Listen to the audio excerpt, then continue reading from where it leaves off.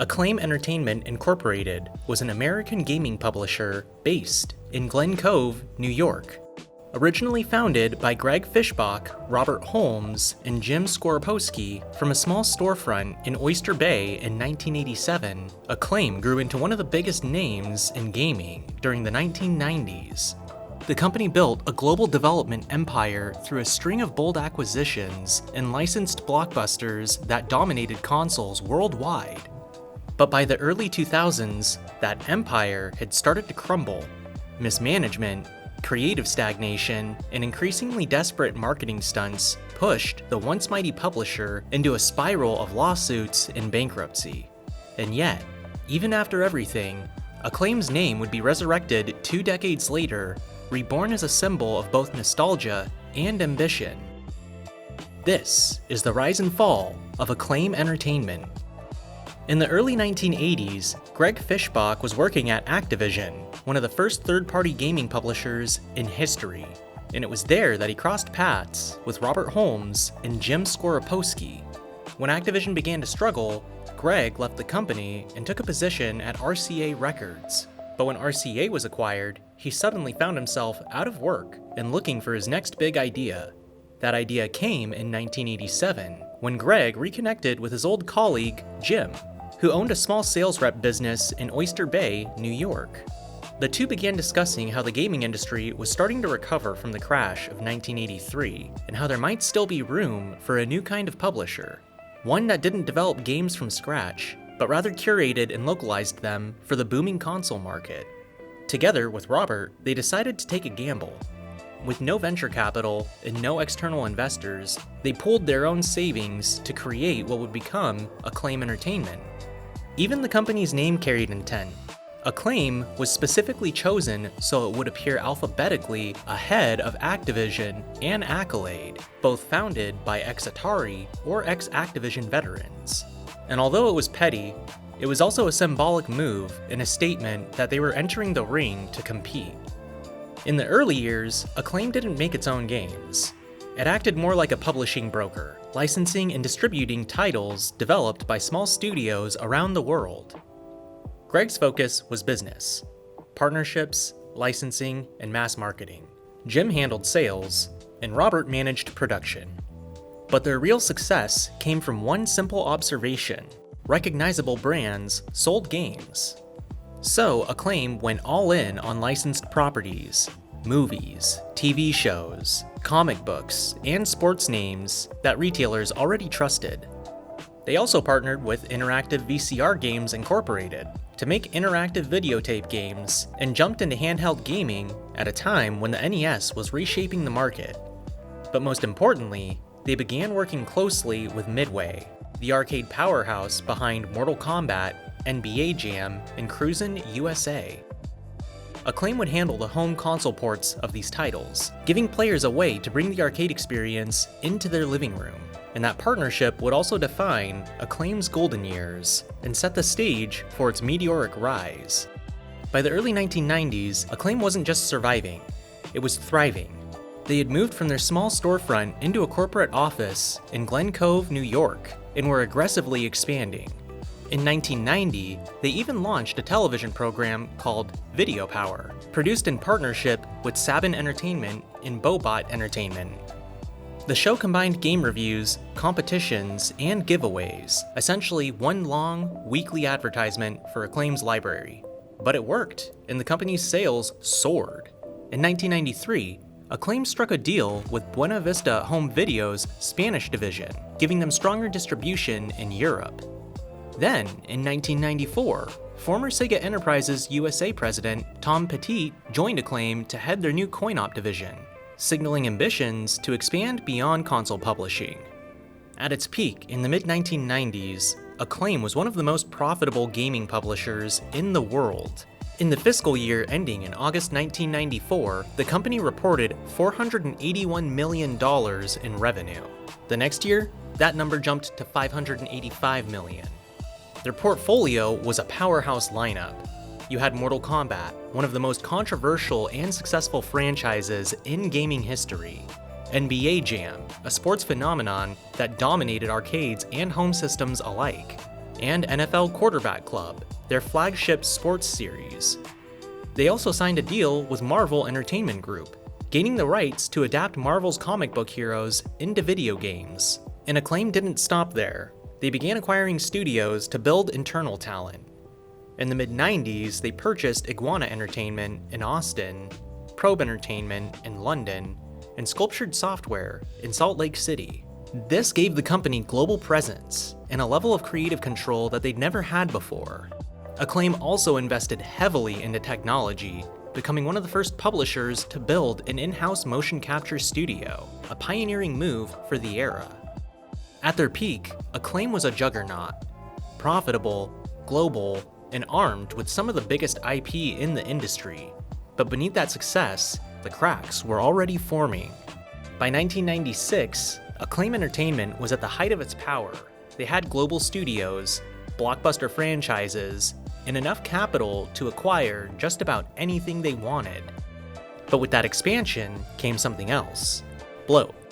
They had transformed a lean publishing house into a corporate machine with studios across the US and Europe. And by 1999, Iguana in Austin, Sculptured Software in Utah, and Probe in London were all rebranded under one name: Acclaim Studios. The company's goal was clear: to build a first-party empire to rival giants like EA and Activision. And for a time, it looked like they might pull it off. They had motion capture technology years ahead of competitors, exclusive publishing rights to Taito in the West, and a new partnership with Marvel Comics, which allowed them to create adaptations like Spider-Man, Iron Man, XO, Manowar and Heavy Metal, and Fantastic Four. They even owned Acclaim Comics, a rebranding of the old Valiant Comics line, which they used to tie in comic issues to their games, like Shadow Man and Turok Dinosaur Hunter. And at the time, it was seen as innovative, crossing media, but in hindsight, it was the beginning of Acclaim's overreach. Acclaim was spending millions on marketing and licensing rather than refining gameplay or investing in long-term IP development. Still, from the outside, Acclaim looked unstoppable. For most of the 90s, Acclaim's strategy worked because the market rewarded recognition. Games based on movies and comics were safe bets.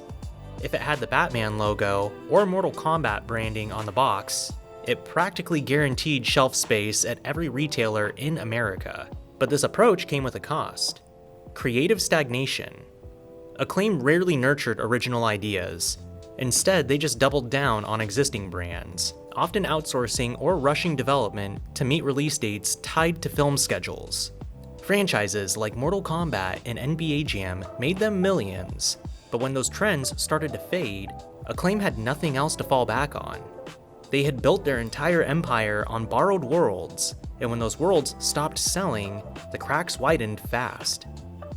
By the late 90s, the PlayStation era had begun, and audiences were becoming more discerning. Games like Final Fantasy VII, Metal Gear Solid, and Resident Evil proved that storytelling and polish could sell just as much as licenses.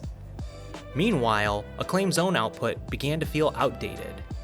One of Acclaim's biggest partnerships in the 90s was with the WWF, a deal that began with WWF WrestleMania in 1988, and for nearly a decade, they dominated the wrestling game market.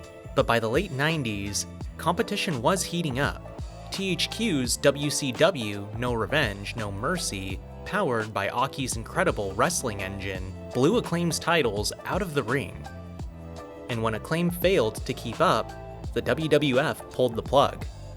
In April of 1998, they announced they would not renew their license with Acclaim. Instead, they signed a joint deal with Jakks Pacific and THQ, marking the end of an era and one of Acclaim's biggest cash cows. To fill the void, Acclaim scrambled to secure a new deal. In 1999, they signed a partnership with the ECW to make games based on the cult wrestling promotion, and 2 games were produced: ECW Hardcore Revolution and Anarchy Rules. But ECW itself was also financially unstable, and when the company went under in 2001, it left Acclaim unpaid and stuck with unsellable IP. Still desperate to cling to the wrestling genre, Acclaim developed Legends of Wrestling, a series that tried to capitalize on nostalgia by featuring classic wrestlers, which sold decently, but nowhere near enough to offset the loss of the WWF license. Behind the scenes, Acclaim was starting to unravel.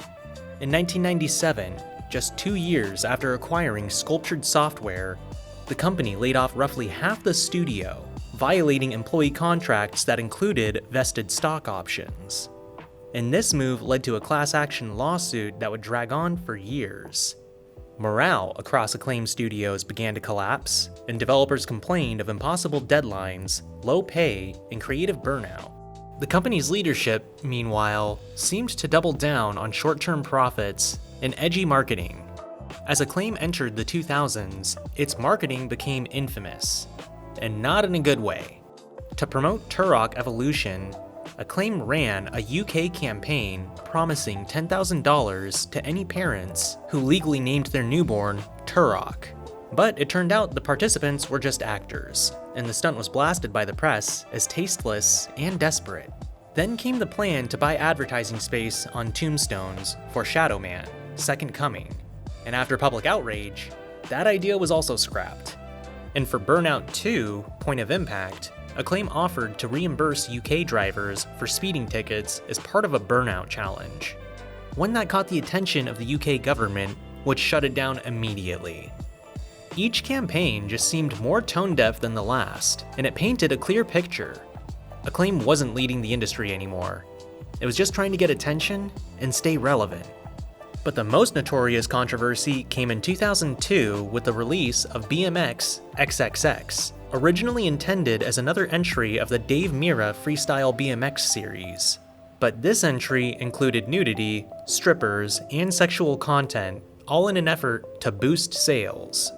And when professional BMX rider Dave Mirra learned what was happening, he pulled his name from the project and sued Acclaim for misusing his likeness. When the title was released, it bombed critically and commercially. It was censored in some regions, no pun intended, and banned from many retail stores altogether. And looking back, I get it, they were just trying to be edgy, but instead, it became the defining symbol of Acclaim's fall from grace. By the early 2000s, Acclaim's reputation had imploded. Their once reliable franchises were gone. Their partnerships with Marvel and major sports leagues had expired or been revoked. The All-Star Baseball series lost its MLB license after Acclaim failed to pay royalties, and even the Turok franchise, one of their most valuable IPs, was pulled by classic media for the same reason. Sales had tanked, morale was at an all-time low, and yet, internally, Acclaim's leadership was still optimistic, or perhaps in denial. In 2003, Greg Fishbach did try to restructure the company, but the debts were mounting faster than they could pay them down. And when their primary lender, GMAC Commercial Finance, pulled funding in August of 2004, the company was finished. On September 1st, 2004, Acclaim Entertainment had officially filed for Chapter 7 bankruptcy, and after 17 years in business, one of gaming's most iconic publishers was gone. Hundreds of employees lost their jobs, and the studios in Austin, New York, Cheltenham, and Manchester were closed overnight. The lawsuits began almost immediately. Even Acclaim's own investors accused the company of misleading financial reports, and the bankruptcy filings showed just how far the company had fallen. Massive unpaid debts, unpaid wages, and a warehouse full of unsold inventory. For many, Acclaim became a cautionary tale, a studio that grew too fast, spent too wildly, and lost sight of what made its games special in the first place. After Acclaim's collapse, its assets were auctioned off. Studios were sold to private investors, games were picked up by other publishers, and IPs like Dave Mirra BMX and ATV Quad Power Racing went to Crave Entertainment. Juiced was acquired by THQ, and others like Maidman were resurrected under small studios like Silverback. In 2006, former Activision executive Howard Marks actually bought the Acclaim name for around $100,000 and launched Acclaim Games, a new company focused on online free-to-play titles. But that iteration quickly fizzled. Poor server stability and payment issues led to an F rating from the BBB, and by 2010, the Acclaim brand had once again faded into obscurity. Over the next decade, the Acclaim name bounced between investors, from Throwback Entertainment to Liquid Media Group, with old IPs being resold, remastered, or forgotten. And then, in 2025, the unthinkable happened. A new group of investors, including Russell Binder, Mark Kaplan, and professional wrestler Jeff Jarrett, bought the trademark, reviving Acclaim Entertainment under a new banner, Acclaim Incorporated, and they called their platform Play Acclaim. Led by Graffiti Games CEO Alex Joseph, the new company positioned itself as an indie publisher, a modern echo of the original Acclaim's scrappy beginnings. And at their 2025 Play Acclaim showcase, they announced a slate of 9 indie games, including Catanot and Basketball Classics. It was poetic in a way. The rebirth of a name once known for excess and failure now is reinvented as a humble champion of indie creativity. Acclaim's story is a lesson in how fast success can turn into downfall. They dominated an era by mastering licensing, marketing, and spectacle, but never built the creative foundation to sustain it. And yet, decades later, gamers still remember that A logo flashing before Turok, NBA Jam, or Shadow Man. It's nostalgia for a time when gaming was simpler, louder, and maybe a little bit reckless. In the end, Acclaim's rise and fall isn't just a story about a company, it's a story about the gaming industry itself. How innovation and ambition can build an empire, and how short-sightedness can destroy it just as fast. What was your favorite Acclaim memory? Drop a comment down below. Also, if you enjoy deep dives into gaming history, like, subscribe, and hit that bell icon so you never miss a single upload. This is West Coast Ninja, signing out.